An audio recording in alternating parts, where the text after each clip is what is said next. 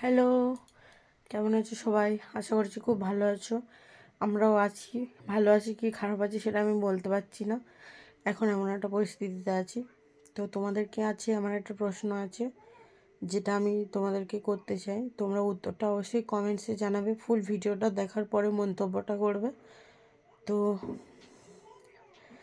প্রশ্নটা হলো, একটা মেয়ের যখন বিয়ে হয়ে যায় শ্বশুরবাড়িতে আসার পরে, শ্বশুর শাশুড়ি বা ইত্যাদি আরও যেসব ব্যক্তি আছে তাদের সাথে যদি কখনো ঝামেলা হয়, ঠিক আছে, তখন যদি বলা হয় এটা আমার ছেলে, মানে তার বর, মানে তাকে যদি এরকম বলা হয়, মেয়েটার সাথে যদি ঝামেলা হয়, মেয়েটাকে যদি এরকম বলা হয় আমার ছেলেকে আমি অনেক কষ্ট করে মানুষ করেছি, আমি এই করেছি, অনেক খেটে মানুষ করেছি, এটা কি তোর, আমার ছেলেটা কি তোর বাবা মা জন্ম দিয়েছে, তুই ওই ছেলেটাকে এই বলবি সেই বলবি হ্যান বলবি আরও ইত্যাদি ইত্যাদি, তোর বাবা মা তোর বাবা মা জন্ম দিয়েছে বা তোর বাবা মা খাওয়ায় হেন তেন কষ্ট করেছে, আরও অনেক কিছু যখন এই কথাগুলো বলে, তখন আমার মনে হয়, আমি যেটুকুনি জানি, ওই যে ওই কথাটা যে বলে যে তোর বাবা মা জন্ম দিয়েছে বা তোর বাবা মা খাওয়ায়, তাহলে মেয়েটার বাবা মা যেহেতু জন্ম দেয়নি, তাহলে যখন কোনো বিপদ হবে বা কোনো সমস্যায় পড়বে বা কিছু হবে,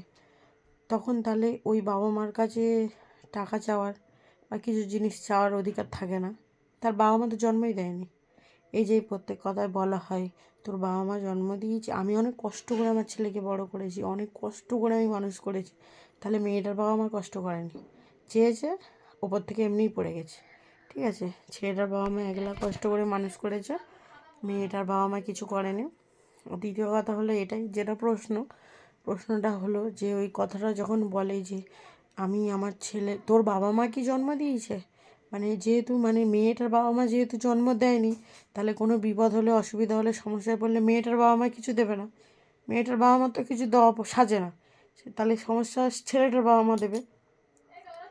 তাহলে এইখানে আমি একটাই কথা জানতে চাই, ওই যে কথাগুলো বলে, হ্যাঁ, ওই যে কথাগুলো বলে সেই হিসেব অনুযায়ী মেয়েটার বাবা মার তো কিছু দেওয়া উচিত নয়, তাহলে সেই শর্তেও ফের মেয়েটার বাবা মার কাছে কি হাত পাতবে কেন?